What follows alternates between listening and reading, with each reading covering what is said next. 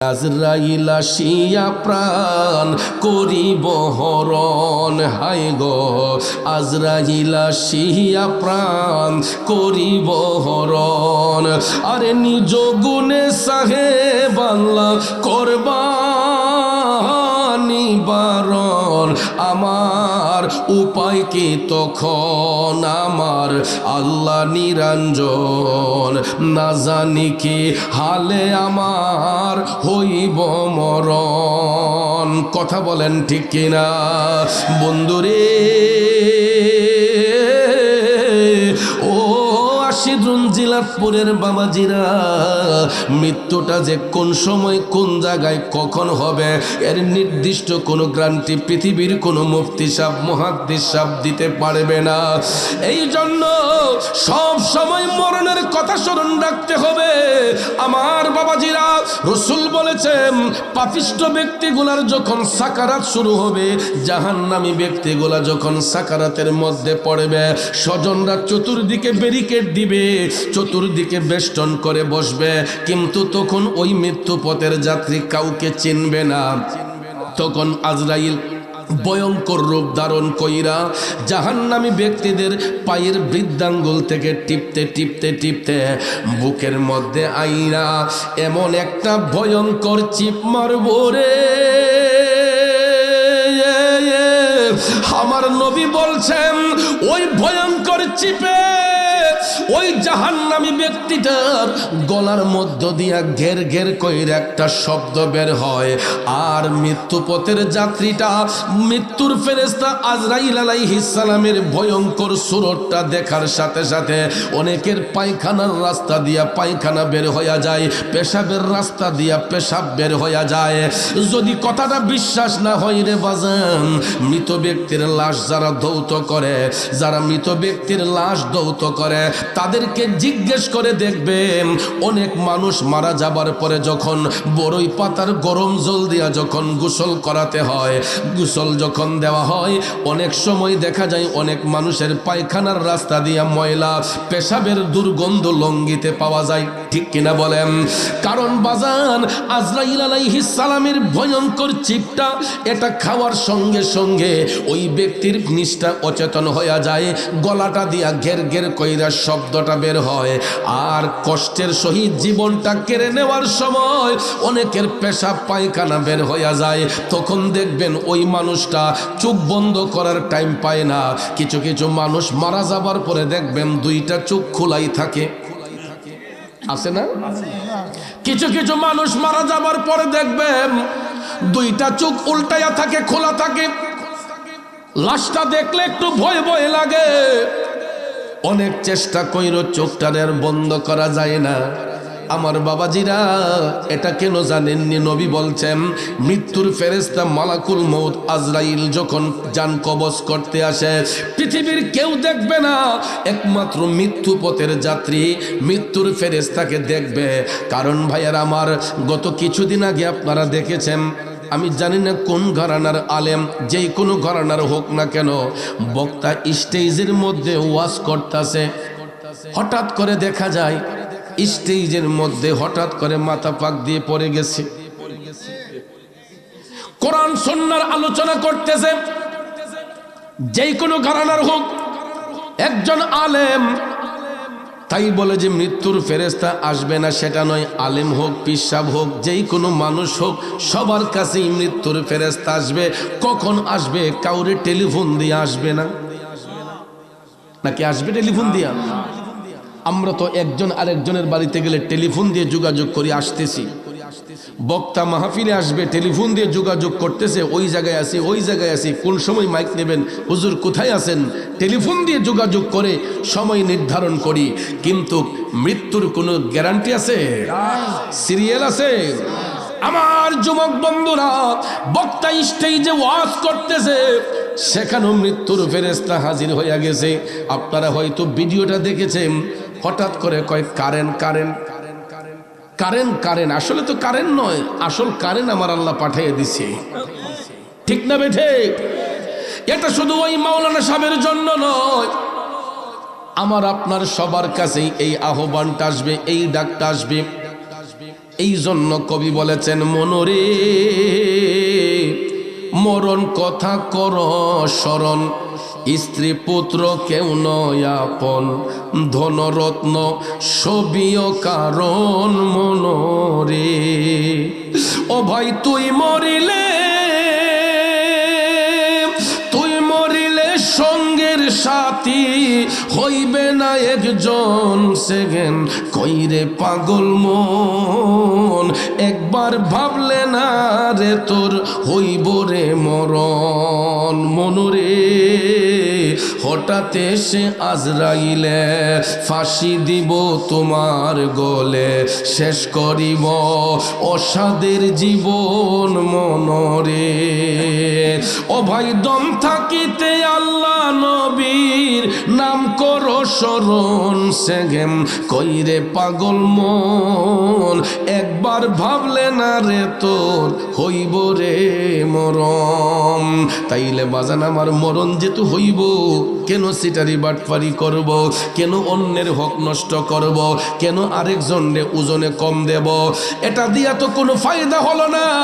আমি তো দুনিয়াতে চিরস্থায়ী বাসিন্দা নয়, আমার তো দুনিয়াটা আমার আপনার জন্য ক্ষণস্থায়ী জিন্দেগি, ঠিক কিনা বলেন? 60, 70, 80, 100, 150 এর চাইতে বেশি না। 3.5 হাত কবর সবার জন্য অপেক্ষা করছে। আমি যেই কথা বলেছিলাম, মৃত্যুর ফেরেশতা মালাকুল মউত আজরাইল যখন ভয়ঙ্কর থাবা দিবে, ওই ব্যক্তি চোখটা বন্ধ করার টাইম পাবে না। তখন দেখবেন মানুষ লাশ দেখতে যায়, যাওয়ার পরে দেখবেন মানুষ রাস্তাঘাটে আইসা লাভ করে, কয় হাইরি তার মরণটা যে কষ্ট হইছে, যেমন মানুষে ঠকাইছেন তার মরণটা এমন কষ্টে সহিত হইছে। বলে না মানুষে যে চেহারাটা ভয়ঙ্কর রূপ ধারণ করে লিছে। তখন দেখবেন দুনিয়ার মানুষের মুখ আর বন্ধ রাখা যায় না। যারা জুলুম করে, অন্যায় করে, খারাপ কাজ করে, জেনা ব্যভিচারিতে লিপ্ত থাকে, সুদ ঘুষে জড়িত থাকে, ওই মানুষগুলা সম্পর্কে দেখবেন দুনিয়ার মানুষগুলাই সাক্ষী দেয় যে যেমন করছিল এমন সাজা বুক করে গেছে। বাবাজিরা আমার, এখানেই শুধু শেষ নয়, এখানেই শুধু শেষ নয়। জানাজার মাঠে যাইয়া ভালো বলে সবাই, কিন্তু আসল জায়গা থেকে বাঁচতে বড় কঠিন। কারণ আব্বাজিরা আমার, দুনিয়াটা তো ক্ষণস্থায়ী, আখেরাতটা হলো আমার আপনার চিরস্থায়ী। কারণ সেখানে কতদিন থাকতে হবে, কত বছর থাকতে হবে, কত হাজার বছর থাকতে হবে, এর নির্দিষ্ট কোনো গ্যারান্টি পৃথিবীর কোনো মুফতি সাহেব, মুহাদ্দিস সাহেব দিতে পারবে না। আখেরাতের জিন্দেগিটা কিয়ামতের আগ পর্যন্ত আখেরাতের জিন্দেগি কাটাতে হবে, ঠিক কিনা কম? তাইলে আব্বাজিরা আমার, বন্ধুরা আমার, ওই কবরটাই তো আমার আপনার আসল ঘর, ঠিক না ঠিক? ওই ঘরের চিন্তা না করে ফাও ঘরের চিন্তা করি, কেমনে 5 তালা বানাইমু, 10 তালা বানাইমু, কেমনে 8 তালা বানামু, কিভাবে জাগা জমিন জোড়াইয়া ছেলে মেয়েদেরকে দিয়া যামু। এই চিন্তা ভাবনা কইরা দেখবেন মানুষ অনেক সময় লোভে পইরা দেখা যায় হারাম খাইতে দ্বিধাবোধ করে না। আজকে আমি দেখলাম গাড়িতে বৈশা ফেসবুকে সম্পত্তির জন্য এক ভাই ছোট ভাইয়ে বড় ভাইরে বাইরে মেরে নিতেছে। অথচ যেই লোকটা ভিডিও করতেছে তার কি হৃদয়ে একটু মায়া নাই? সে যে ভিডিও করে ফেসবুকে দিল, সেও তো গিয়া এটা ফিরাইতে পারে যে তোর ভাইরে তুই মারিস না। আলগা থেকে ভিডিও করতেছে, আর ছোট ভাই বড় ভাইরে বাইরিয়া 3-4 জনে মিল্লা একটা মানুষকে, তরতাজা মানুষে একদম জানে মেরে নিতেছে বাঁশ দিয়া বাইরিয়া। আমি চিন্তা করলাম যে মানুষের দিল এত পাষাণ হইল কিভাবে? এটা তো জাহিলি যুগ নয়। যদি জাহিলি যুগের খাসিয়ত এখনো আমাদের মধ্যে থাকে, তাহলে বলুন আমরা দয়াল নবী আইসা আমাদেরকে শিক্ষা দিছেন, আমরা নবীকে মানলাম কোথায়? নবীর আদর্শ মানলাম কোথায়? তরতাজা মানুষটাকে মেরে ফেলতেছে, তার দিলটা এত পাষাণ হয়ে গেল, এত শক্ত হয়ে গেল, একটু তার দিলে দয়া মায়া হইল না। ভাইয়ার আমার, ওই লোকগুলার পরিণতিটা কি হবে দেখুন। যারা আল্লাহ রসুলের আদেশকে অমান্য কইরা দুনিয়া ছেড়ে যখন কবরের মধ্যে যাবে, আখেরাতের প্রথম ঘাটিটাই হইল কবর। আখেরাতের প্রথম ঘাঁটিটাই হইল কবর। আজকে যেহেতু কবরবাসীর স্মরণে মাহফিল, এই জন্য কথাগুলা বলতেছি, কষ্ট হইতেছে আপনাদের। এ বন্ধু, আখেরাতের প্রথম ঘাঁটিটাই হইল কবর। এখানে কিন্তু আমাকে আপনাকে একটা পরীক্ষা গিয়ে দিতে হয়, 3টা প্রশ্নের উত্তর আমাদেরকে সেখানে দিতে হয়, ঠিক কিনা বলেন? আদ-দুনিয়াউ মাজরাতুল আখিরা, দুনিয়াটা হইছে আখেরাতের পরীক্ষাশালা।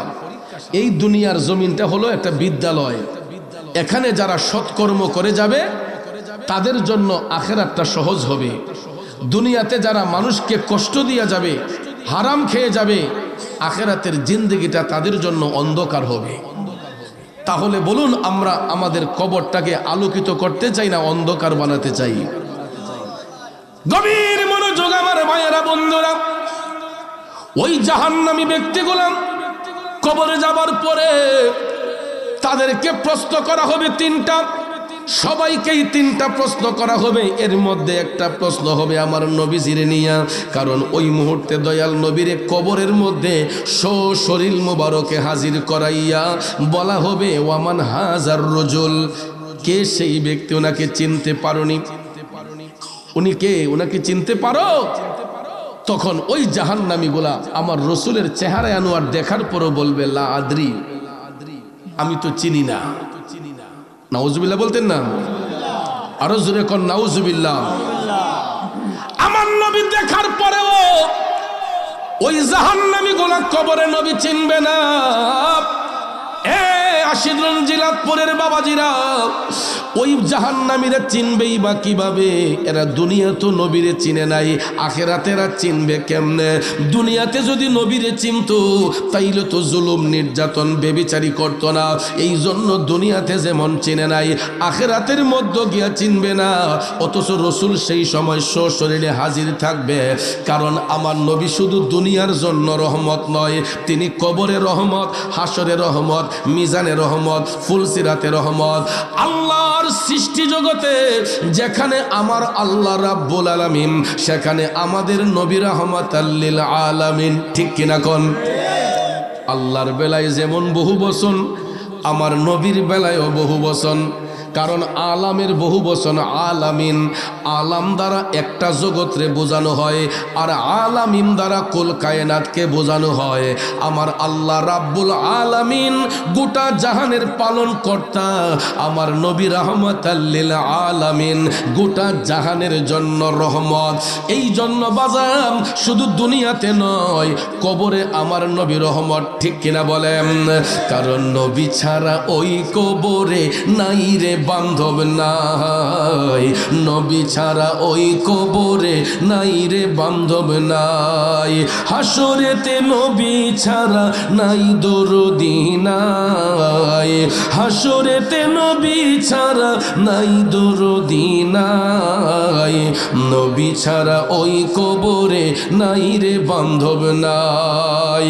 বান্দার জন্য রহমত আমার নবী মুহাম্মদ, দুজাহানে আর কি আছে মোদেরই সম্পদ। নবী ছাড়া আমার আপনার কোনো সম্বল আছে? সম্পদ আছে? আমাদের সবচেয়ে বড় সম্পদ হলো রাহমাতাল লিল আলামিন।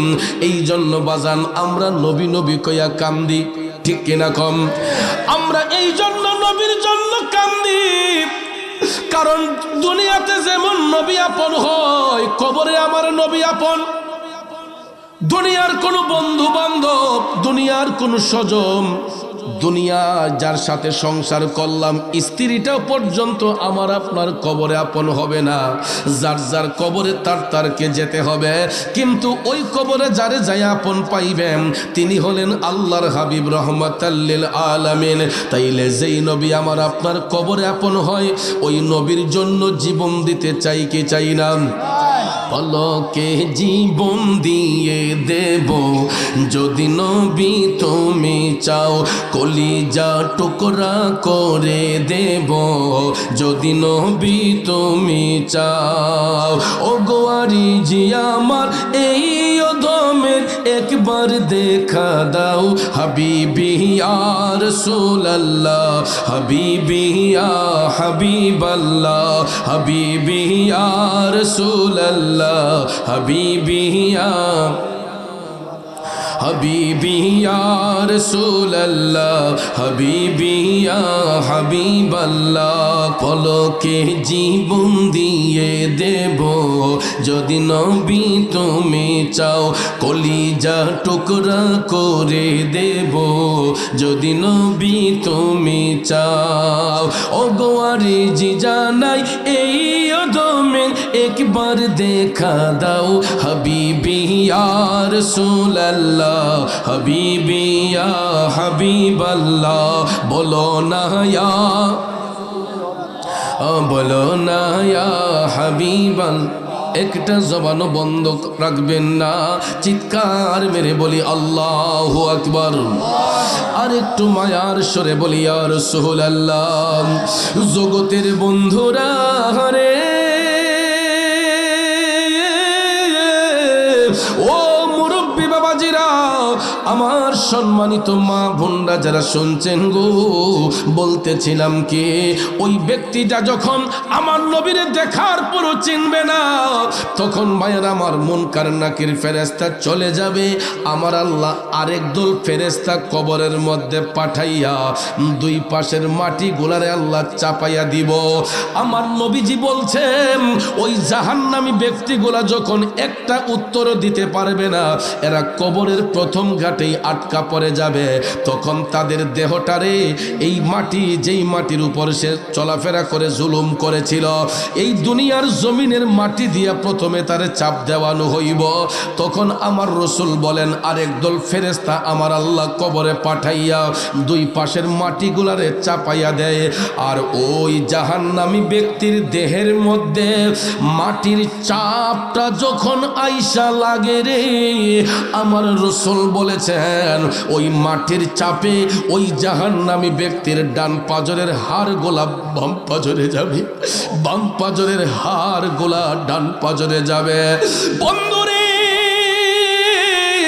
আমার রাসূল বলেছেন মুরগের হাড্ডিতে কামড় দিলে যেই রকম মরমর করে ভেঙে যায় ওই জাহান্নামী ব্যক্তিগুলারে কবরে রাখার পরে মাটির চাপে তাদের দেহের হাড়গুলা মরমর করে ভেঙে যাবে আল্লাহু আকবার কবরের আযাব কত কঠিন সইতে আমি পারিব না মৃত্যু যন্ত্রণা কত কঠিন সইতে আমি পারিব না ও গো দয়াময় হে রহিম চাই শুধু তোমার করুণা কবরের আযাব কত কঠিন সইতে আমি পারিব না মৃত্যু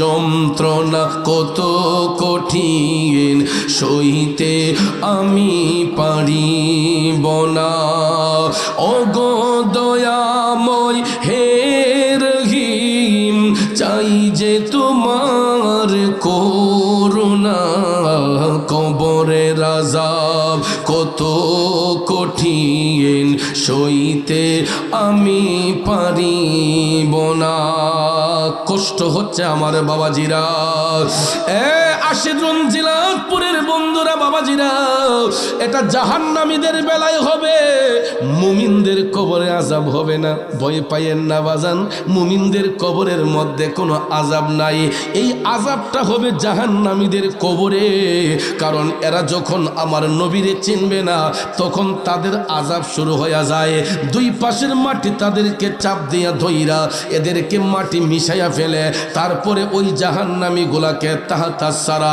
জাহান্নামের তলদেশে নিয়া আমার আল্লাহ সিজ্জিন নামক একটা জেলখানা আছে এটা পাতালের শেষ সীমায় সাত জমিনের নিচে পাতালের শেষ সীমায় সিজ্জিন নামক একটা জেলখানা আছে ওই জাহান্নামী গুলার রুহটাকে আমার আল্লাহ সিজ্জিনের মধ্যে পাঠাইয়া দেয় তখন তাদের কবরটার মধ্যে আল্লাহ তাআলা জাহান্নামের আগুন দাউ দাউ করে জ্বালায় কিয়ামত সংগঠিত হওয়ার আগ পর্যন্ত ওই জাহান্নামীগুলা জাহান্নামের তলদেশে সিজ্জিন নামক জেলখানার মধ্যে জাহান্নামের আগুনে জ্বলতে থাকবে জোরে কি নাউজুবিল্লাহ বলবেন নাম আর এই আগুনের তাপমাত্রাটা সম্পর্কে আমার রসুল বলেছেন যে জাহান্নামের তলদেশে সিজ্জিন নামক যেই জেলখানা অন্ধকারাচ্ছন্ন জায়গায়, এটা এমন একটা জায়গা, সেখানে যে তাদেরকে আগুনের তাপ দেয়া হয়, এই আগুনের তাপ যদি দুনিয়ার জমিনে একটা সুইয়ের নালা দিয়া, সুইয়ের মুখ চিনেন না, যেটাতে আমরা সুতা ঢোকাই, আমার রসুল বলেন এই জাহান্নামের আগুনের একটু তাপ যদি দুনিয়ার সুইয়ের মাথা দিয়া যদি তাপটা প্রবেশ করানো হয়, সুইয়ের মাথা দিয়া যেই তাপটা আসবে, এই তাপটা যদি দুনিয়ার মধ্যে এসে পড়ে, তাইলে দুনিয়ার মানুষ আগুনে পুড়ে ছাই হয়ে যাবে, তাদের চেহারা কালো হয়ে যাবে। তাইলে চিন্তা করেন, ওই জাহান্নামী ব্যক্তিগুলাকে সুইয়ের নালা দিয়া নয়, বরঞ্চ জাহান্নামের মধ্যে তলদেশে রাইকা সিজ্জিন নামক জেলখানায় পুরাটার মধ্যে জাহান্নামের আগুন ধাউ ধাউ করে জ্বলবে, আর সেখানে ওই বেবিচারী জাহান্নামীগুলা বসবাস করবে কিয়ামত পর্যন্ত। জোরে কন্যা নাউজুবিল্লাহ। তাইলে বলেন, আমরা শান্তি চাই না অশান্তি চাই? আমার পূর্ব জিনাতপুরের বাবাজিরা, আশিরুনের পশ্চিম আশিরুন জিনাতপুরের বাবাজিরা, গভীর মনোযোগ। ওই জাহান্নামীগুলা এই কষ্ট ভোগ করবে শুনে তো অনেকের মধ্যে ভয় লেগেছে। ভয়ের কোনো কারণ নাই। যদি ব্যক্তিটা মুমিন হয়, যদি ব্যক্তিটা কোরআনের মহব্বতকারী হয়, আমার মদিনার কামলিওয়ালা নবী, মায়ার নবী, দয়ার নবী বলেছেন, মুমিন ব্যক্তিদের যখন সাকারাত শুরু হয়ে যায়, তখন তাদের মৃত্যুর যন্ত্রণা এতটা হয় না। কি হয় না? মৃত্যুর যন্ত্রণা এতটা হয় না। কারণ কিছু কিছু মানুষ দেখবেন একদম তরতাজা সুস্থ, সকালবেলা দুপুরবেলা কথাবার্তা বলছে, হঠাৎ করে দেখা যায় সন্ধ্যাবেলা দুনিয়া ছেড়ে চলে গেছে। আর না হয় রাতের বেলা দেখবেন সুস্থ, সকালবেলা দেখবেন যেই কোনো একটা উসিলা দুইটা কয়, এই রে আমার একটু বিষ করতেছে রে, এই বিষ কইতে কইতে হঠাৎ করে দেওয়া যায় আইসা ডইলা গেছে গা। আসেনি মিয়া? গভীর মনোযোগ আমার বাবাজিরা। মদিনার কামলিওয়ালা নবী বলেন, মুমিন ব্যক্তির যখন সাকারাত শুরু হয়, তখন তাদের কাছেও মৃত্যুর ফেরেশতা আসবে, কিন্তু কষ্টের চেহারা নিয়ে নয়, বিশ্রী চেহারা নিয়ে নয়।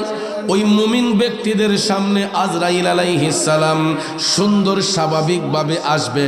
তখন আজরাইলের চেহারাটা দেখা মুমিন ব্যক্তিরা মুস্কি মুস্কি হাসি দিবে। মুমিন ব্যক্তিরা মুস্কি মুস্কি হাসি দিবে এই কারণে, কারণ এরা তো পড়াশোনা করছে, ছাত্র ভালো, এরা পরীক্ষার দেওয়ার জন্য অপেক্ষা করতেছে। ঠিক না বেঠিক? আপনারা দেখবেন গাদা ছাত্র যেটা, ছাত্র যদি বালানা হয়, পরীক্ষা যদি দেরিতে হয়, এরা খুশি। ঠিক নিও? ছাত্র যদি গাদা সাদা হয়, দেখবেন পরীক্ষা যদি দেরিতে হয়, এরা খুশি হয়। কারণ গাদা ছাত্রগুলা তো পড়ালেখা করে না, এই জন্য পরীক্ষার মর্মটাও বুঝে না। আর ছাত্র যদি ভালো হয়, গুড স্টুডেন্ট হয়, এরা দেখবেন সিলেবাস কমপ্লিট কইরা এরা অপেক্ষা করে কোন সময় যেন পরীক্ষাটা শুরু হয়। এরা অপেক্ষা করে কোন সময় যেন পরীক্ষা শুরু হয়, তাড়াতাড়ি লিখে নিতাম আর পুরস্কারটা পাই নিতাম। কথা বলেন ঠিক না ঠিক? ভালো ছাত্রগুলা ফেইলের চিন্তা তো করেই না। এরা যেই টাইমে মুয়াজ্জিন সাহেব বলে আসসালাতু খায়রুম মিনান নাওম, ঘুম থেকে নামাজ ভালো, ঘুম থেকে নামাজ ভালো, ওই মুহূর্তে আমাদের মুসল্লিরা কয়, না হুজুর সারা রাত মোবাইল টিপছি, এখন আমরা ঘুমটাই ভালো। নাউজুবিল্লাহ কইতে কথা সত্য না মিথ্যা? কারণ ইসলামের চিরশত্রু শয়তান আমাদেরকে সারা রাত সজাগ রাখায়। আর এমন টাইমে আমরা আরাম দিয়ে ঘুম পাতাই, যখন আসসালাতু খায়রুম মিনান নাওম বলা হয়, যে ঘুম থেকে নামাজ ভালো, ওই টাইমে দেখবেন এমন মজার একটা ঘুম আসে, তখন মানুষ অনেকে ফজরের নামাজ কাজা করে ফেলে। বাবাজি, রাতের ঘুমটা মুমিনদের জন্য ইবাদত। আমার রাসূল বলেছেন, এশারের নামাজ শেষে যেই ব্যক্তি আল্লাহুম্মা বি ইসমিকা আমুতু ওয়া আহইয়া, এটা তো মক্তবে আমরা পড়ছি, ঠিক না ঠিক? এই ঘুমাইবার দোয়া পাঠ করে যদি কোনো ব্যক্তি সূরা ফাতিহা, সূরা ইখলাস অথবা সূরা ইয়াসিন শরীফ, দুরূদ শরীফের আমল সহকারে পড়ে ডান করেটে শুয়ে থাকে, আমার রাসূল বলছেন ফজরের আগ পর্যন্ত, ফজরের আগ পর্যন্ত আল্লাহর রহমতের ফেরেশতারা ওই ব্যক্তির শিয়রে দাঁড়াইয়া আল্লাহর জিকির করে।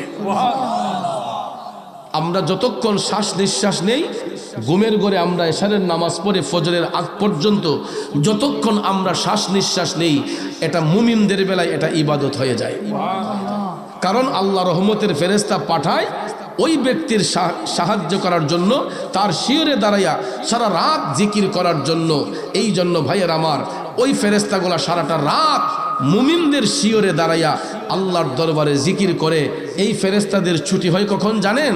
যখন মুয়াজ্জিন সাহেব বলে আসসালাতু খায়রুম মিনান নাওম, ঘুম থেকে নামাজ ভালো, তখন আল্লাহ তাআলা এই ফেরেশতাদেরকে ছুটি প্রদান করে। আর ওই ফেরেশতারা যখন তাদের পালক ঝাড়া দিয়ে যখন চলে যায়, তখন গোটা পৃথিবীটা শীতল হয়ে যায়। আপনারা দেখবেন যত গরম হোক, ফজরের নামাজের টাইমে দেখবেন শরীরের মধ্যে একটা হালকা স্মেল বাতাস, একটা হিমেল হাওয়া শরীরের মধ্যে বইতে থাকে। এত মজা লাগে বাতাসটা, কথা কোন ঠিক না? নাকি মিথ্যা বলছি? এটা কি এমনিতেই না, আমার রসুল আমাদেরকে শিক্ষা দিয়েছেন যে যেই ফেরেশতারা মুমিনদের শিয়রে দাঁড়াইয়া সারা রাত আল্লাহর জিকির করে, এই ফেরেশতাদেরকে আল্লাহ তাআলা ফজরের টাইমে আসসালাতু খায়রুম মিনান নাওম যখন বলা হয় তখন ছুটি প্রদান করেন। এরা তাদের পালক ঝাড়া দিয়া যখন চলে যায় আপন নিরে, তখন গোটা পৃথিবীটা শীতল হইয়া যায়। এই জন্য আমার রসুল বলেছেন, তোমরা ভোরবেলা ফজরের টাইমে ঘরের দরজা জানালা সব কিছু খুলে দাও। কিন্তু আমরা কি এটা করি? ফুললি উল্টা।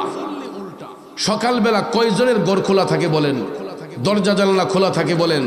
আমার রসুল বলেছেন, সকালবেলার বাতাসটা যদি, এই রহমতের হাওয়াটা যদি কারো ঘরের মধ্যে প্রবেশ করে, তাহলে এই ঘরের মধ্যে কলেরা রোগ বেমার থাকবে না, এবং ওই ঘরের মধ্যে কোনো বদ নজর থাকবে না, কোনো বদ আসর থাকবে না।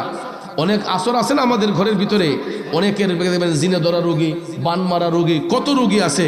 কিন্তু সকালবেলা ফজরের নামাজের পরে রসুল বলেছেন, ঘরের দরজা জানলা সব খুলে রাখলে ওই ঘরের মধ্যে যে হাওয়াটা ঢুকবে, অনেক কলেরা রোগ বেমার, বালা মুসিবত, আলগা নজর যা আছে সব কিছু দূর হয়ে যাবে। কারণ এটা হচ্ছে রহমতের হাওয়া। কিসের হাওয়া? রহমতের হাওয়া। আবার রসুল বলেছেন, যখন মাগরিব শুরু হয় তখন তোমরা ঘরের দরজা জানলা সব বন্ধ করো, কারণ দিন চলে যায়, রাত শুরু হবে। আলো শেষে অন্ধকার যখন নেমে আসে, তখন পশু পাখি মানব দানব যা আছে সবাই দেখবেন আপন নিরে চলে আসে। পাখিটা পর্যন্ত দেখবেন তখন আর বাহিরে থাকে না, একটা তার নির্দিষ্ট বাসস্থানে চলে আসে। কথা কোন ঠিক না ঠিক? তো এই জন্য রসুল বলেছেন, মাগরিবের টাইমে তোমরা ঘরের দরজা জানালা বন্ধ করো, ফজরের নামাজের সাথে সাথে খুলে দাও। মাগরিবের টাইমে বন্ধ করার কারণ হলো, অনেক আলগা নজর আমাদের ঘরে প্রবেশ করতে পারে, আমাদেরকে কুদৃষ্টি দিতে পারে, আমাদের আমল নষ্ট করতে পারে। এই জন্য রসুল বলেছেন, মাগরিব হওয়ার আগেই তোমরা ঘরের দরজা জানলা ক্লোজ করো, বন্ধ করো, আর ফজরের টাইমেই তোমরা ওপেন করে দাও, সব কিছু খুলে দাও, কারণ এটা রহমতের হাওয়া। কিন্তু আমরা কি আজও এটা করি? সারাটা রাত অনেকের ঘরের দরজা খোলা থাকে, জানালা খোলা থাকে। বন্ধুরা আমার, বাবাজিরা, ওই ঘরের মধ্যে দেখবেন রহমত নাই, শান্তি নাই, ছেলে মেয়ে অশান্তি, মা বাবার মধ্যে অশান্তি, স্বামী স্ত্রীতে ঝগড়া, ভাইয়ে ভাইয়ে দ্বন্দ্ব, ভাই বোনে দ্বন্দ্ব, আছে না নাই? কারণ আমরা নবীর সুন্নতকে অনুসরণ করি না। যদি সঠিকভাবে নবীর সুন্নতকে অনুসরণ করতাম, এখনো আমাদের পরিবারের মধ্যে শান্তির ঢল নেমে আসতো।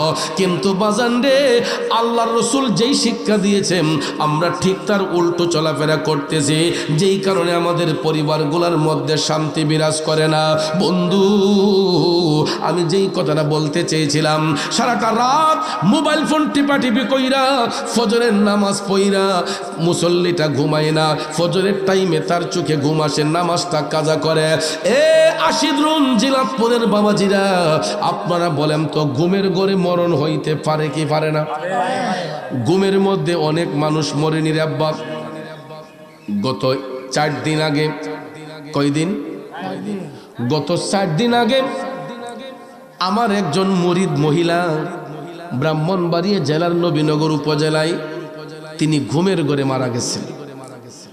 ছেলেটা বিদেশ থেকে আসছে, আইসা অন্যদিন শ্বশুরি এবং বৌমা একসাথে এক রুমে শুইতেন। তো ছেলে যখন বিদেশ থেকে আসছে তো মা ভাবছে এখন তো আমার ছেলের সেপারেট করে দেওয়া দরকার, তার তো আলাদা রুম থাকা দরকার। উনি একা পাশের রুমে শুইছে, ছেলের বউ এক রুমে, শাশুড়ি গিয়ে পাশের রুমে, ছেলের মা গিয়ে পাশের রুমে শুইছে। সামান্য একটু ঠান্ডা কাশি ছিল, এটাকে উসিলা করে কয় পুত্রে তুই ঘুমা, রেস্ট নে, সকালবেলা কথা হইব। পুত বিদেশ বাড়ি থেকে জার্নি করে আসছ, বিমান জার্নি করে আসছ, গাড়ি দিয়ে আসছ, তোর শরীরটা ক্লান্ত হয়ে গেছে। মা ছেলেরে কইছে সকালবেলা কথা বলবো পুত, এখন তুই রেস্ট ল। এই কথা বইলা মা নিজের রুমে শুইতে গেল। প্রতিদিন ফজরের নামাজ পইরা, বৌমাটা বলছে কই প্রতিদিন ফজরের নামাজ পইরা আমার শাশুড়ি সারা বাড়ি হাঁটতো, যত রাত জাগ না থাকুক না কেন, কই আমার শাশুড়ি ফজরের নামাজ পইরার বিছানায় থাকতেন না, সারাটা বাড়িতে হাঁটতেন, ঘরের কাজকর্ম করতেন। কিন্তু ছেলে তার স্ত্রী নিয়ে রুমে শুইল, মা গিয়া পাশের রুমে শুইল। ফজরের নামাজের পরে তো আর ছেলের মা উঠে না, ওই মার চোখ থেকে ঘুম যায় নাই। দেখা যায় সকাল 7টা 8টা 9টা হয়ে গেল, তখন পর্যন্ত কোনো শব্দ নাই, নড়াচড়া নাই। ছেলের বউ গিয়া দরজার মধ্যে নক করতেছে, আম্মা আজকে উঠতেছেন না কেন গো? ছেলে গিয়া ডাক দিছে, আম্মা কি গো, কি ঘুমাইলা, এখনো উঠতেছ না কেন? এই রকম ভাবে ডাকতে ডাকতে ডাকতে অনেকটা ডাক যখন দেওয়া হয়ে গেছে, দেখা যায় ওই মা জনমের ঘুমাইয়া গেছে রে। গোটা দুনিয়ার মানুষ মিল্লা যদি গিয়া ডাকে আর মা জাগরা হবে না, আর ওই মা কখনো জাগবে না। এ যুবক বন্ধুরা, আমার বাবাজিরা, ছেলেটা বেহুশ হয়ে গেছে, কানতে কানতে কয় আম্মা গো, এত বছর পরে বিদেশ থেকে আইলাম, তুমি না কইছো সকালবেলা আমার সাথে কথা কইবা গো আম্মা, আমি তো ভালো কইরা তোমার মুখটাও দেখতে পারলাম না গো মা, আমি ভালো কইরা তো তোমার সাথে কথাও বলতে পারলাম না। ছেলে মেয়েগুলা কানতে কানতে অস্থির হয়ে গেছে। কিন্তু আমার বাবাজিরা, মৃত্যুর ফেরেশতাদের চলে আসছে, আটকাইয়া রাখবো কে? পারবনি কেউ। দরজা জানলা বন্ধ করেও মৃত্যুর ফেরেশতাকে আটকাতে পারবে না। যার ডাক যখন আসবে তখনই চলে যেতে হবে।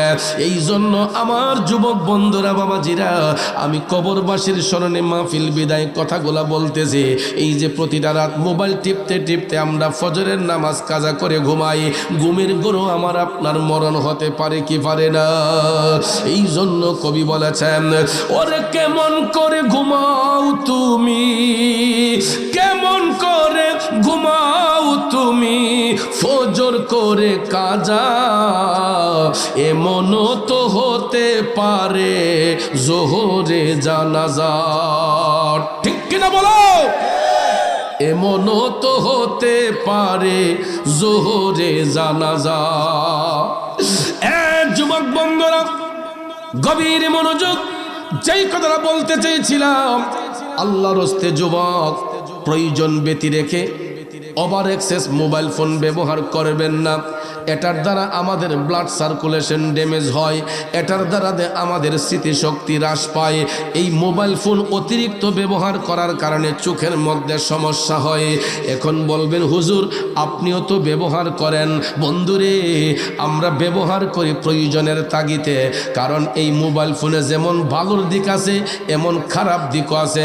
এই যে দেখেন, আমি কোরআন শরীফের সফটওয়্যার ডাউনলোড করে রাখছি, আমি যেই কোনো সময় যেই কোনো একটা আয়াতে কারিমা প্রয়োজন আমি বের করে পড়তে পারি। এই জন্য ভাইয়েরা, মোবাইল ফোন যদি ইউজ করো তাইলে কোরআন শরীফের আয়াত রিচার্জ করে বের করো, কোরআন শরীফ তেলাওয়াত করো, হাদিস শরীফ তেলাওয়াত করো। কারণ গুগলে সার্চ দিলে কোনো জিনিস আর বাদ থাকে না। আপনি খারাপ চাইলে খারাপটা আসবে, ভালো চাইলে ভালোটা আসবে। কথা কোন ঠিক না বেঠিক? তাইলে আমরা মুসলমান হিসেবে ভালোটা গ্রহণ করব না খারাপটা গ্রহণ করব? কিন্তু দেখা যায় অধিকাংশ মুসলিম পরিবারের সন্তানগুলা টিকটক, ইউটিউব ফেসবুকের মধ্যে এমন কিছু অশালীন ভিডিও এরা কমেন্ট বাড়ানোর জন্য, ভিউয়ার্স বাড়ানোর জন্য, ফলোয়ার্স বাড়ানোর জন্য দেখা যায় ঈমান নষ্ট হয়ে যায়, এমন কিছু কাজ করে। আমি গতকালকেও বলে আসছি একটা মাহফিলে যে কবরস্থানের বাউন্ডারির ওই পারে গিয়ে শুয়ে রইছে, ওই পার থেকে গিয়া কয় আসসালামু আলাইকুম ইয়া আহলাল কবুর, তো হে ভিতর থেকে কয় ওয়ালাইকুম সালাম। নাউজুবিল্লাহ কইতেন না? বন্ধুরা আমার, বাবাজিরা, মৃত ব্যক্তির রুহুর সাথে যারা প্রতারণা করে, কবরবাসীদেরকে নিয়ে যারা ট্রল করে, এরা কোনোদিন মুমিন হইতে পারে না, এরা মুনাফিক। আর মুনাফিকের চরিত্র সম্পর্কে আমার রাসূল বলেছেন, মুনাফিকরা কাফিরের চেয়ে নিকৃষ্ট। কথা কোন ঠিক না বেঠে? মুনাফিক বেঈমানরা কাফিরের চেয়ে নিকৃষ্ট। এই জন্য বাজান আমার, বন্ধুরা আমার, আমরা সব সময় সত্যের পক্ষে থাকতে চাই কি চাই না? মুমিন ব্যক্তি সম্পর্কে কথা বলেছিলাম। আমার মদিনার কামলিওয়ালা নবী, মায়ার নবী, দয়ার নবী বলেছেন, মৃত্যু পথের যাত্রী যখন মুমিনরা হয়, এদের দেহের মধ্যে হাতের স্পর্শ করতে দেরি হবে, ওই মুমিন ব্যক্তিরা হাসি মুখে জীবনটা দিতে দেরি হবে না। মুমিন ব্যক্তিদের সাকারাত হয় না, মৃত্যুর যন্ত্রণা হয় না। সাকারাত হইলেও তাদের মৃত্যুর যন্ত্রণা হয় না। এদের ইন্তেকালের পরে দেখবেন চেহারাটা নূরান্বিত হইয়া যায়। ঠিক না বে ঠিক? তখন দেখবেন আমরা যখন লাশ দেখতে যাই, কষ্ট হইতেছে মিয়া, আমরা যখন মৃত ব্যক্তির লাশ দেখতে যাই, কোনো ভালো মানুষের লাশ যখন দেখতে যাই, তখন দেখবেন চেহারাটার মধ্যে মুস্কি মুস্কি হাসি দেখা যায়। অনেক মানুষের চেহারা কালো হইলেও ইন্তেকালের পরে দেখবেন যেমন একদম হলুদের মুড়ার মতো হয়ে যায়। ঠিক না বে ঠিক? খুব সুন্দর হইয়া যায়। তখন আমরা রাস্তাঘাটে আইসা দোকানপাটে বৈশা কই, আহ বেড়ালা যেমন বালা আসিল, মরণটা এমন সুন্দর হইছে। কইনি যে লোকটা যেমন বালা আসলা, তার মরণটাও এমন সুন্দর হইছে। দুনিয়ার মানুষগুলা ভালো মানুষ রে ভালোই বলে, কিন্তু আমরা স্বার্থের উপর আঘাত পড়ার কারণে অনেক সময় দেখা যায় ভালো মানুষগুলাও করি আমরা ট্রল করি, ভালো মানুষগুলারও বদনাম করি। কিন্তু বন্ধু, মুমিন ব্যক্তিরা দুনিয়া ছেড়ে যখন চলে যায়, তাদের চেহারার মধ্যে মুস্কি মুস্কি হাসি থাকে। এই কারণে এরা তো স্টুডেন্ট ভালো, এরা তাহাজ্জুদ পড়ছে, এরা ওয়াক্তের নামাজ পড়ছে, আল্লাহর জিকির করছে, নবীর দুরূদ পড়ছে, মানুষের সেবা করছে, সমাজের উপকার করছে, এরা মানুষকে হেদায়েতের বাণী শিক্ষা দিছে, এরা সৎ পথের যাত্রী ছিল। এই জন্য এদের আখিরাতটা সহজ। কারণ কবরে নিয়ে তাদেরকে যখন প্রশ্ন করা হবে, আমার রাসূলকে যখন সরাসরি কবরের মধ্যে হাজির করা হইয়া বলবে, ওয়ামান হাজার রজুল, ওনাকে চিনতে পারো কি, কে সেই ব্যক্তি? তখন ভাইয়ার আমার, মুমিন ব্যক্তিরা টপ টপ করে চোখের পানি ছাইরা হাসি মুখে তখন বলে দিবে, হাজা মুহাম্মাদুর রাসূলুল্লাহ সাল্লাল্লাহু আলাইহি ওয়াসাল্লাম। চিৎকার মেরে কন্যা সুবহানাল্লাহ। আরেকটু জোরে বলেন ইয়া রাসূলুল্লাহ। এই জন্য আশেক কয়, প্রেমিক কয়, অনেক আগে গাইতাম, নবীজির গোলামের, মৌলাজির গোলামের কোনো চিন্তা নাই, চলো নবীজির জিয়ারতে মদিনাতে যাই, চলো নবীজির জান্নাতে মদিনাতে যাই। খারাপ লাগছে বাবাজিরা, অনেক দিন আগে গজলটা গাইতাম, অনেক বছর আগে গাইতাম। নবীর শান যতই শুনি ততই তো ভালো লাগে, ঠিক কিনা? নবীজির গোলামের, মৌলাজির গোলামের কোনো চিন্তা নাই, চলো নবীজির জান্নাতে মদিনাতে যাই, চলো নবীজির জিয়ারতে মদিনাতে যাই। খারাপ লাগতেছে আমার বাবাজিরা, আমাদের সমাজের মধ্যে দেখবেন নবীর মোহব্বত অন্তরে নাই। কিছু কিছু মানুষ দেখবেন নামাজ নামাজ লইয়া পাগল হয়, কিন্তু নবীর মোহব্বত নাই। আছে না? এ বন্ধু, যেই নামাজের জন্য আমরা পাগল হইয়া যাই, এই নামাজ হইল আমল, আর আমার নবী হইছে ঈমান। ঠিক না ঠিক? সমাজে নামাজি লোকের অভাব নাই, ঈমানি লোকের অভাব আছে। ঠিক না? নামাজ তো এজিদের গোষ্ঠীরও পড়ছে, নামাজ ইমাম হুসাইনও পড়ছে। তো নামাজ পইরা এজিদের গোষ্ঠী জান্নাতি না জাহান্নামী? পিছনের বাইরে কথা বলেন। নামাজ পইরা এজিদের গোষ্ঠী জান্নাতি না জাহান্নামী? নামাজ পইরা হুসাইন জান্নাতি না জাহান্নামী? শুধু জান্নাতি নয়, জান্নাতি যুবকদের সর্দার। কথা কোন ঠিক না ঠিক? বাবাজিরা আমার,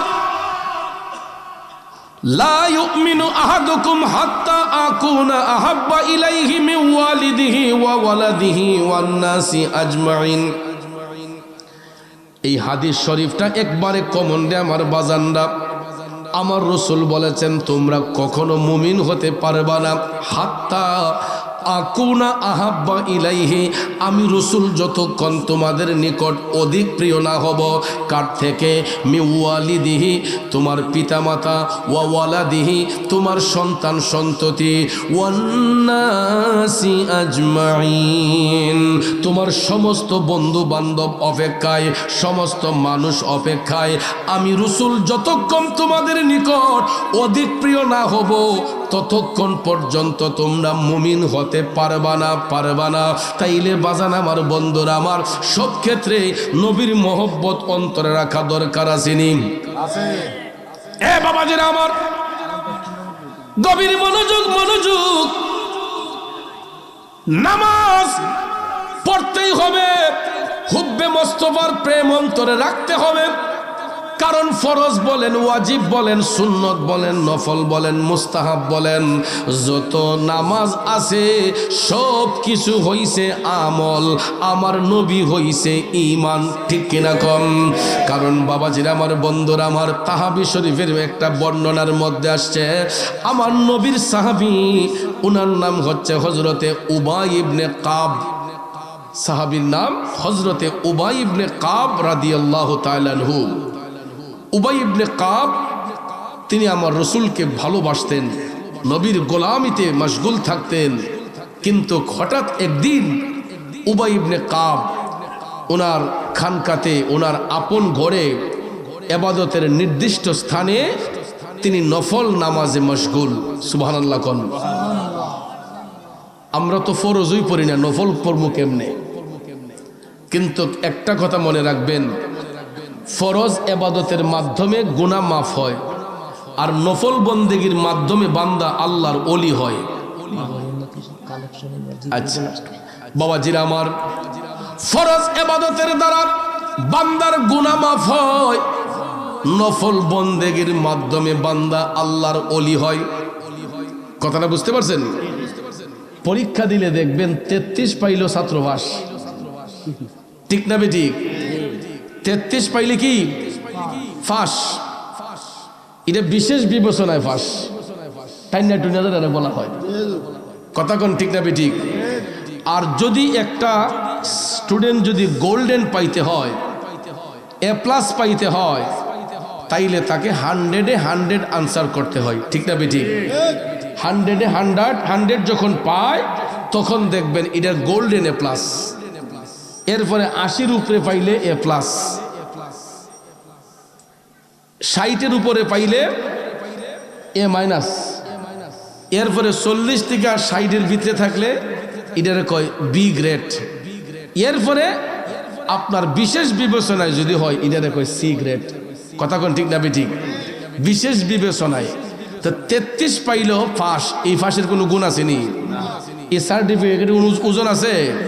তাইলে আমাদেরকে যদি ভালো রেজাল্ট করতে হয়, গোল্ডেন যদি পাইতে হয়, ফরজও পড়তে হবে, ওয়াজিব, সুন্নত, নফল, মুস্তাহাব, প্রত্যেকটা আমলের প্রতি আমাকে আপনাকে গুরুত্ব দিতে হবে। কথা বলেন ঠিক কিনা? এই জন্য বাজান আমার, মসজিদ হলো ফরজ ইবাদতের স্থান। মসজিদ কিসের স্থান? ফরজ ইবাদতের স্থান। জামাত যখন শুরু হয় আপনি মসজিদে যান, জামাতের সহিত নামাজ পড়েন। তারপরে রাসূল বলেছেন তোমরা নিজ নিজ পাঞ্জাগানায় চলে যাও, আপন আপন নির্জন স্থানে তোমরা গিয়ে, যাতে রিয়া না আসে, ইবাদতের মধ্যে ফখর না আসে, অহংকার না আসে, তকব্বরি না আসে, তোমরা বাকি ইবাদতগুলা গোপনে করো। কিসে করো? কিন্তু আমরা কি এই পরিবেশ আমাদের ঘরে রাখতে পারছি?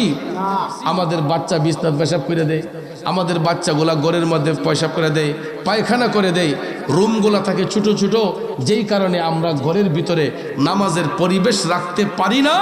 যার দরুন অনেকেই মসজিদের ভিতরেই ফরজ, ওয়াজিব, সুন্নত, নফল সবগুলো আদায় করে আইসা পড়ে। তাই বলে সমস্যা নাই, পড়তে পারবেন, কিন্তু উচিত হলো ফরজ নামাজ শেষ বাকি নামাজগুলা পাঞ্জাগানায় আইসা পড়েন। কিন্তু আমরা পাঞ্জাগানা তো নাই, এলাকাতেও নাই, নিজের ঘরেও নাই। কিন্তু এক সময় ছিল, আমরা যখন আগে দেখতাম ছেলে মেয়ে বিয়া শাদী হইছে, তখন মেয়ের বাপে আর কিছু না দিছে, এগুলা নামাজের চকি দিছে। কথা বলেন না কেন? অন্য কিছু নাও যদি দিছে, আপনারা দেখতেন যে আগে, এটা আজকে 15-20 বছর ধরে এই রীতিটা এখন উঠে গেছে। আমরা ছোটবেলায় দেখছি যে নামাজের এগুলা চকি এটা দিছেই দিছে, কথা কোন ঠিক না ঠিক? এবং প্রত্যেকের ঘরের কর্নারে নামাজের স্থান ছিল, ইবাদতের স্থান ছিল।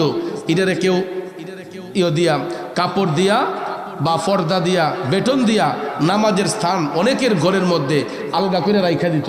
কিন্তু এখন এগুলো আছে অনেক ঘরের মধ্যে, এই পরিবেশই নাই। আপনারা দেখবেন এখনো কিছু কিছু পরিবার আছে, নামাজের পরিবেশ অনেকের ঘরে এখনো আছে। তো নামাজি ঘরের পরিবেশ দেখবেন একরকম, আর বেনামাজির ঘরের পরিবেশ আরেক রকম।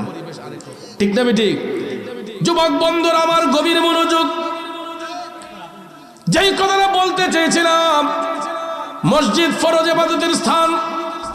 আমার বাবাজিরা, বন্ধুরা, ইবাদত যখন শেষ হয়ে যাবে, বাকি নামাজগুলা নিজ নিজ ঘরে খানকাতে পড়তে হয়, পাঞ্জাগানায় পড়তে হয়। বন্ধু, গভীর মনোযোগ, মনোযোগ। সাহাবী উবাই ইবনে কাব রাদিয়াল্লাহু তাআলা আনহু, সাহাবী উবাই ইবনে কাব রাদিয়াল্লাহু তাআলা আনহু, তিনি ঘরের মধ্যে নফল নামাজরত অবস্থায়, এমত অবস্থায় আল্লাহর হাবিব ওনার বাড়ির পাশ দিয়া যাচ্ছেন। হঠাৎ করে দয়াল নবী সাহাবীর নাম ধরে ডাক দিলেন, উবাই ইবনে কাব, ও উবাই ইবনে কাব। বন্ধুরা, সাহাবী তো নামাজের মধ্যে। আপনারা বলুন, ওই মুহূর্তে সাহাবীর নামাজটা বড় নাকি আমার নবীর ডাকটা বড়? কেন নবীর ডাক বড়? যদি কেউ আপনাদেরকে বলে কেন নবীর ডাক বড়, আমরা সহজ ভাষায় বলে দেব, নামাজ হইছে আমল, নবী হইছে ঈমান। ঠিক না ঠিক? এখন বলেন, ঈমান বড় না আমল বড়? বাজান আমার, আমল করতে করতে জিন্দেগি পার করে দেন, যদি ঈমান না থাকে আমলের কোনো মূল্য আসেনি। আর কেনই বা নবীর ডাকে সাড়া দেব না? যেই নবীরে সালাম না দিলে নামাজ পর্যন্ত বাতিল হইয়া যায়। ঠিক না ঠিক? নবীজিরে সালাম না দিলে নামাজ পর্যন্ত বাতিল হইয়া যায়। নামাজের মধ্যে আমার নবীরে সালাম দেওয়া ওয়াজিব। ঠিক কি না? নামাজ আল্লাহর সালাম লয় না আল্লাহ পাকে, ওয়াজিব হলো সালাম দিবে নবীজিকে। ঠিক কিনা বলেন? এ বন্ধুরা আমার, বাবাজিরা, তাশাহুদ যখন আমরা পাঠ করি, আসসালামু আলাইকা আইয়ুহান নাবিয়্যু, এই শব্দটা বলি কি বলি না? বলেন তো, যদি এই শব্দটা বাদ দিয়া নামাজ পড়ি, নামাজ শুদ্ধ হবে না অশুদ্ধ হবে? বন্ধুরে, আমার নবীরে সালাম না দিলে নামাজ পর্যন্ত বাতিল হইয়া যায়। তাইলে যেই নবীরে সালাম না দিলে নামাজ বাতিল হইয়া যায়, ওই নবী যখন ডাক দিব, নামাজ চাইরা নবীর ডাকে সাড়া দেওয়া দরকার আছে না নাই? সাহাবী উবাই ইবনে কাব, তিনি যথারীতি নামাজের মধ্যে রয়ে গেলেন, নামাজটা ভাঙলেন না। নামাজ শেষ কইরা তিনি লাব্বাইক ইয়া রাসূলুল্লাহ বলে নবীর কদমে হাজির হলেন। আমার নবী ডাক দিয়া কয়, উবাই ইবনে কাব, আমি তো তোমারে একটুই আগে ডেকেছিলাম, আমি তো তোমারে কিছুক্ষণ আগেই ডেকেছিলাম, আসতে তোমার দেরি হলো কেন? সাহাবী ডাক দিয়া কয় নবী গো, আপনি যখন ডাক দিছিলেন আমি গোলাম তখন নামাজের মধ্যে ছিলাম। কিসে কিসে? ইয়া রাসূলুল্লাহ, নবী গো আপনি যখন ডাক দিয়েছিলেন আমি তখন নামাজে ছিলাম। আমার রাসূল ডাক দিয়া কয়, হে উবাই ইবনে কাব, তুমি কি কোরআনের এই আয়াত শোনো নাই? ইস্তাজিবু লিল্লাহি ওয়ালির রাসূলি ইযা দাআকুম। সুবহানাল্লাহ। তুমি কি এই আয়াত শোনো নাই? ইস্তাজিবু লিল্লাহি ওয়ালির রাসূলি ইযা দাআকুম। যখন আল্লাহ আল্লাহ রাসূলের পক্ষ থেকে ডাক আসবে সমস্ত ইবাদত বন্দেগী ছেড়ে দিয়া আল্লাহ নবীর ডাকের মধ্যে সাড়া দিতে হয়। সাহাবী টপ টপ করে চোখের পানি চাইরা তখন কান্না শুরু করে দিয়া জোরহাত করে বলতেছেন, নবী গো নবী, আমারে আজকের মতো ক্ষমা করে দেন, আর কোনোদিন এই রকম বিয়াদবি করব না। আরো জোরে কন্যা সুবহানাল্লাহ। ইয়া রাসূলুল্লাহ, নবী গো আজকের মতো ক্ষমা করেন, আর কোনোদিন এই রকমটা হবে না। আমার রাসূল বললেন, ঠিক আছে উম্মত যাও, তুমি তোমার ইবাদতে মশগুল হও। বন্ধুরা আমার, বাবাজিরা, হযরতে উবাই ইবনে কাব এরপর থেকে সব সময় তিনি সতর্ক থাকতেন। কোন সময় জানি দয়াল নবীর ডাক আসে, কোন সময় জানি দয়াল নবীর ডাক চলে আসে। কারণ দয়াল নবী তো নিজের ইচ্ছার জন্য কাউরে ডাকেন না, আল্লাহর পক্ষ থেকে রাসূল সৃষ্টির বস্তুকে আহ্বান করে। কারণ আল্লাহ হচ্ছে খালিক, আমার রাসূল হচ্ছে মখলুক। আল্লাহ হচ্ছে স্রষ্টা, আমার নবী সেই সৃষ্টি। তবে আমার নবী সেই সৃষ্টি যেই সৃষ্টির সঙ্গে অন্য কোনো জিনিসের তুলনা হয় না, অন্য কোনো সৃষ্টির তুলনা হয় না। কারণ ভাইয়ার আমার, পৃথিবীর সবাই আমার নবীর ছাত্র। আমার নবী কিন্তু দুনিয়ার অন্য কোনো ব্যক্তির ছাত্র না। নবীর শিক্ষক অনলি ওয়ান পারসন, উনি হচ্ছেন আওয়ার গড রাব্বুল আলামিন। কথা কোন ঠিক কিনা? আর রাব্বুল আলামিনের একজন ছাত্র, উনি হচ্ছেন রাহমাতাল লিল আলামিন। আমার আল্লাহর কুদরতি ভান্ডারে যত গোপন তত্ত্ব ছিল সব কিছু আপন হাবিবকে শিখিয়ে বুঝিয়ে জানিয়ে জগৎবাসীকে শিক্ষা দেওয়ার জন্য আমার আল্লাহ তাআলা পাঠাইছেন। এই কারণে আজকে আমরা জান্নাত সম্পর্কে জানতে পারি, জাহান্নামের পরিণতি সম্পর্কে জানতে পারতেছি, আমরা কবরের সম্পর্কে জানি, হাসরের সম্পর্কে জানি, মিজান সম্পর্কে আমরা জানতে পারছি। কার কারণে?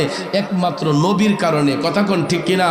মাতা পিতার খেদমত এবং স্বামী স্ত্রীর মহব্বত, সন্তানের প্রতি মা বাবার দায়িত্ব, মা বাবার প্রতি সন্তানের দায়িত্ব, এইগুলা শিক্ষা তো আল্লাহ তাআলা ডাইরেক্ট দেন নাই, নবীজিরে পাঠাইয়া ওই নবীর উপর কোরআনকে অবতীর্ণ করে আল্লাহ তাআলা আমাদেরকে শিক্ষা দিয়েছেন, আমার আল্লাহর আপন পরিচয় দিয়েছেন। কথা কোন ঠিক কিনা? যদি নবী না আসতেন আমরা কি আল্লাহ চিনতাম? যদি রাসূল না আসতেন আমরা কি কোরআন পাইতাম? তাইলে আল্লাহ চিনার মাধ্যম হলেন রাহমাতাল লিল, কোরআন পাওয়ার মাধ্যম হলেন রাহমাতাল লিল আলামিন। তাইলে বাজান, যেই নবীর কারণে ইহকাল পরকাল সম্পর্কে চিনলাম, জানলাম, বুঝলাম, ওই নবীর গোলামি করার দরকার আছে না নাই?